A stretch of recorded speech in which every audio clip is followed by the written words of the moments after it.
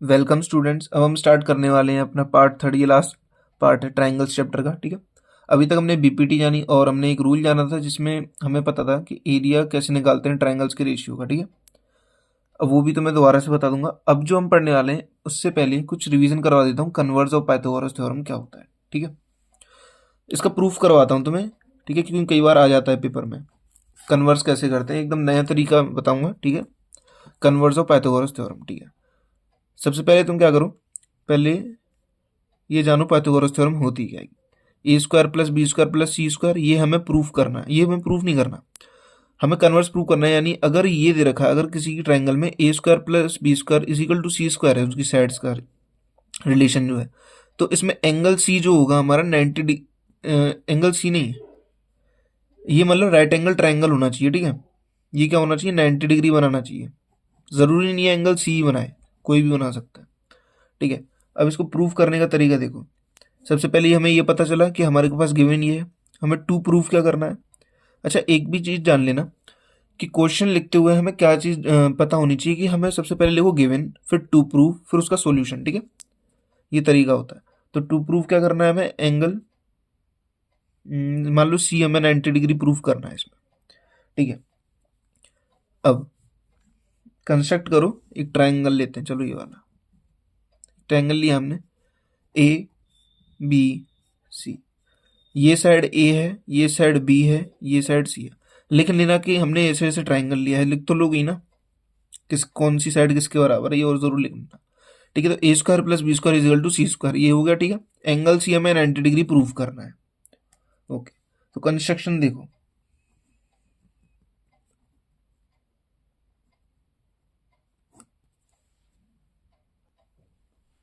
एक triangle draw करना है, draw triangle D E F.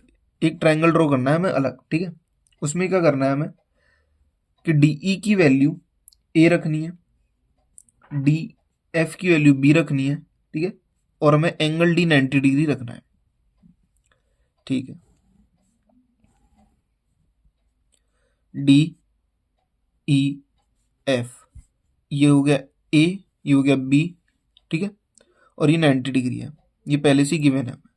अब देखो ई एफ किसके बराबर होगा, सिंपल ये बात है, ई एफ सी के बराबर होगा। अपने आप ऑटोमेटिकली सी के बराबर ही हो जाएगा। क्यों, क्योंकि यहाँ पे ए प्लस बी का स्क्वायर किसके बराबर है, सी के स्क्वायर के, और यहाँ पे ए स्क्वायर प्लस बी स्क्वायर किसके बराबर है, ई एफ का स्क्वायर। ई एफ का स्क्वायर सी के स्क्वायर के बराबर हो जाएगा। चलो एक बार करके दिखाता हूँ।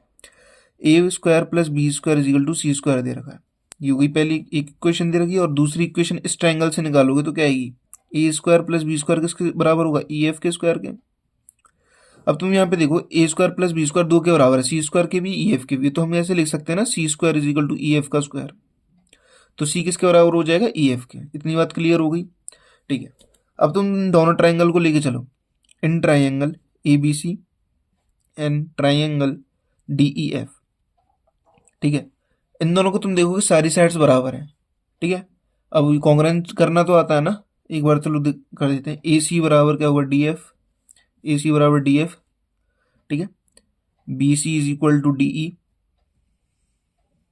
Next A B equal to F E. किससे हो गए कॉन्ग्रेंटेड, साइड साइड साइड से, कॉन्ग्रेंट रूल से। ठीक है, एक सेकंड दिखाई नहीं दे रहा शायद, हाँ अब दिख रहा होगा, अभी कॉन्ग्रेंट हो गया। ठीक है, अब देखो, अब हम कह सकते हैं कि एंगल डी किसके बराबर हुआ, एंगल सी के, कितना 90 डिग्री, किससे होगा, by C P C T. ये हो गया हमारा कन्वर्ज ऑफ पाइथागोरस थ्योरम। हम कह सकते हैं अगर किसी ट्राइंगल में दो साइड्स का सम का स्क्वायर, मतलब स्क्वायर का सम अगर तीसरी साइड के स्क्वायर के बराबर है, तो हम क्या कह सकते हैं, वो एक राइट एंगल ट्राइंगल। ठीक है, अगली इंपॉर्टेंट चीज देखते हैं। अच्छा, मैं तुम्हें एक चीज बता देता हूँ, इस चैप्टर में सबसे ज्यादा इंपॉर्टेंट जो चीजें हैं वो प्रूफ। अगर तुमने प्रूफ से याद कर ली अच्छे से, तो तुम्हारे क्वेश्चंस तो कम ही आते हैं इस चैप्टर में से, डायरेक्ट प्रूफ पूछा जाता है। बीपीटी का प्रूफ आता है, सबसे ज़्यादा इंपॉर्टेंट वही है, क्योंकि बीपीटी का प्रूफ ज़्यादा पूछते हैं। Basic proportionality theorem, Thales theorem का जो प्रूफ है उसे अच्छे से करके जाना, मैंने करवा दिया पिछली वीडियो में। ठीक है, अब देखो यहाँ पे बस एक न्यूमेरिकल काफ़ी आ जाता है इस वाला, कि एरियाज ऑफ सिमिलर ट्राइंगल्स का एक बार रिवीजन करवा देता हूँ। सिमिलर ट्राइंगल्स के एरियाज का रेशियो क्या होता है, साइड के रेशियो के स्क्वायर। मतलब हमें मानो साइड्स दो, हमारे पास राइट एंगल ट्राइंगल है। ठीक है, ये मान लो ABC है, एक है DEF। जल्दी जल्दी करवा रहा हूँ, ज़्यादा बड़ी नहीं रखेंगे वीडियो। दो ट्राइंगल्स हैं, ठीक है, दोनों सिमिलर हैं एक दूसरे से, ये गिवन है, ठीक है, सिमिलर दे रखे हैं पहले से।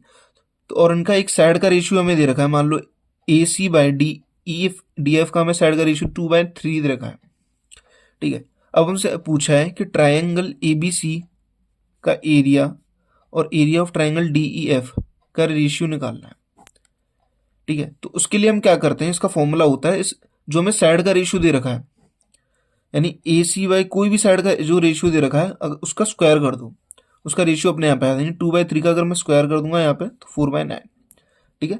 अब कुछ PYQ क्वेश्चंस देखते हैं, ज़्यादा नहीं है इसमें, वही प्रूफ पूछे जाते हैं, और ये सिमिलर एक BPT का क्वेश्चन आता है और ये सिमिलर ट्राइंगल वाला क्वेश्चन आता है, कुछ नहीं है, ठीक है। अब देखो PYQ1, देखो इसमें क्या है, सिंपल BPT का क्वेश्चन है ये वाला। एक ट्राइंगल ABC है, DE पैरेलल BC दे रखा है, ठीक है। अगर AD इक्वल टू 1.5 है, AE 1 सेंटीमीटर है, ठीक है। और शायद एक और लेंथ दे रखी थी, वो मैं लिख नहीं पाया, एक सेकंड। हाँ, यहाँ पे एक और लिख लेना कि DB का जो वैल्यू है वो है 3 सेंटीमीटर। अब देखो BPT के थ्योरम सबने पढ़ रखी है, हम सब जानते हैं क्या होता है। रेशियो सबको याद होगा कि AD/DB इक्वल टू होगा AE/EC के। एक बार रिवीजन कर देते हैं BPT का। एक ट्राइंगल होता है ABC, ठीक है, और इससे एक पैरेलल लाइन कट होती है, यहाँ से दोनों को ये काट देती है, इंटरसेक्ट कर देती है इन दोनों लाइंस को, और इसके थर्ड साइड के पैरेलल होती है। अब ये लेते हैं हम साइड, ये D और E लेते हैं, ठीक है। अब इनका जो रेशियो होता है, यहाँ पे एक सेकंड, यहाँ B कर लो, यहाँ पे C कर लो, तो AD/DB इजिकल टू किसके होता है, EB/EC के, ठीक है। अब देखो यहाँ पे ये रूल यूज होगा। अब AD की वैल्यू 1.5 है, DB की वैल्यू क्या है 3, और AE क्या है 1, EC निकालना है। सॉल्व करो, क्या आएगा, ये 2R कट जाएगा यहाँ से, तो 1/2 इजिकल टू 1/EC, तो EC कितना हो जाएगा 2 सेंटीमीटर, ठीक है। समझ गए होंगे, काफी ज्यादा इजी है, एक और बार समझ लो चलो, क्योंकि वो थोड़ा सा समझ में आएगा नहीं होगा। ABC एक पैरेलल लाइन है जो कट करके जाएगी यहाँ से DE, इन दोनों को इंटरसेक्ट करेगी और 3C साइड के पैरेलल, इतनी बात क्लियर हो गई होगी। और अब क्या कहती है ये BPT थ्योरी के AD/DB जो होगा हमारा AD/DB, एक सेकंड, यहाँ B करो, यहाँ C है, सही है, ठीक है, DE भी सही है, कुछ भी हो। देखो मान लो कोई भी वैल्यू दे रखी है, तो ये वाला साइड और ये वाला साइड का रेशियो होगा CD/DA और CE/EB, इस तरह से, ठीक है। ये होती है BPT थ्योरम। अब देखो PYQ नंबर 2 देखो, ABC हमें सिमिलर दे रखा है DEF के, जैसा मैंने बताया था सिमिलर वाले में। AB/DE की वैल्यू 2/3 है, यानी साइड्स का रेशियो दे रखा है हमें। एरिया ऑफ ABC दे रखा है 40 सेंटीमीटर स्क्वायर। उसने पूछा है एरिया ऑफ DEF, इस बार उसने रेशियो नहीं पूछा एरिया का, इसने पूछा है एरिया ऑफ DEF। कैसे करेंगे, देखो सिंपल सी बात है, पहले तो हमें इन दोनों के एरिया का रेशियो निकाल लो, ठीक है। Area of triangle ABC upon area of triangle DEF का रेशियो कितना आएगा, 2/3 का स्क्वायर 4/9, ठीक है। इतनी बात क्लियर हो गई। अब यहाँ पे मुझे एरिया ऑफ ट्राइंगल ABC 40 दे रखा है, 40 यहाँ पुट कर दो, और इसका मुझे निकालना है। सिंपल होगा, क्वेश्चन नहीं होगा, काफ़ी ज़्यादा सिंपल था। 4/9 वैल्यू सॉल्व करो, 10 से आ जाएगा 90 आंसर आएगा। अब कैलकुलेशन तो कर लेते होंगे, मुझे कमेंट में बताना तुम्हें समझ में आ रहा है कि नहीं, ठीक है। वैसे तो काफ़ी ईजी है इसमें ना, तुम देखना सिंपल ज़्यादा देख रहे हैं तो उसमें प्रूफ ज़्यादा आ रहे हैं, न्यूमेरिकल बहुत कम है पर प्रूफ ज़्यादा है, ठीक है। अब इसमें मोस्ट इंपॉर्टेंट कुछ चीज़ें तुम्हें पता होना चाहिए। कन्वर्स ऑफ पाइथागोरस थ्योरम का प्रूफ, BPT थ्योरम यानी थेल्स थ्योरम का प्रूफ आना चाहिए, ठीक है। एक पाइथागोरस थ्योरम का भी प्रूफ आना चाहिए जो अलग से करवाया था। एक कन्वर्स, दोनों अलग अलग हैं ये, ठीक है। कन्वर्स और पाइथागोरस थ्योरम का प्रूफ अलग है। और क्वेश्चन करने का एक तरीका होता है, जब भी प्रूविंग के क्वेश्चन को तो सबसे पहले क्या लिखते हैं, गिवन लिखो, फिर लिखो टू प्रूफ, क्या प्रूफ करना है, ठीक है। अब यहाँ लिखो प्रूफ, इस तरह से सीक्वेंस वाइज क्वेश्चन सॉल्व करने होंगे, ठीक है। और कभी भी एक चीज़ और ध्यान रखना कि मान लो हमारे पास दो ट्राइंगल है ABC DEF, ठीक है। अब ये एंगल इसके बराबर, ये एंगल इसके बराबर, मतलब सिमिलर ट्राइंगल्स, ठीक है। अब तुम इसको कैसे लिखोगे, ऐसे लिखोगे triangle A B C similar to triangle D E F, ठीक है। ऐसे ही लिखना है, क्यों? क्योंकि ए एंगल डी के बराबर है, उसी के अकॉर्डिंग हमने लिखा। अब तुम यहाँ पे मान लो डी ई एफ ना करके एफ ई डी लिख देते हो तो ये गलत माना जाता है, ठीक है। ऐसे हम नहीं लिखते हैं। जैसे मैंने बताया था ना, triangle A B C similar to triangle D E F, ये लिखा जाता है, ठीक है। क्यों? क्योंकि ए एंगल डी के बराबर, बी एंगल ई के बराबर, सी एंगल एफ के बराबर। अब तुमने यहाँ पे चेंजिंग कर दी, मान लो ट्राइंगल एफ ई डी लिख दिया, ठीक है, तो वहाँ दिक्कत हो जाती है, ठीक है। एक बार देख लो, ठीक है। इसी के साथ बस प्रूफ करो और ये चैप्टर भी खत्म हो गया। हम नेक्स्ट चैप्टर स्टार्ट करेंगे। ओके, तो कमेंट में मुझे बताना क्या टॉपिक समझ में नहीं आ रहा। अगर तुम्हें साइंस का जो भी चैप्टर समझ में नहीं आता एक बार वो कमेंट कर देना, उसकी भी वीडियो मैं अपलोड कर दूंगा। Okay, thank you for watching this video.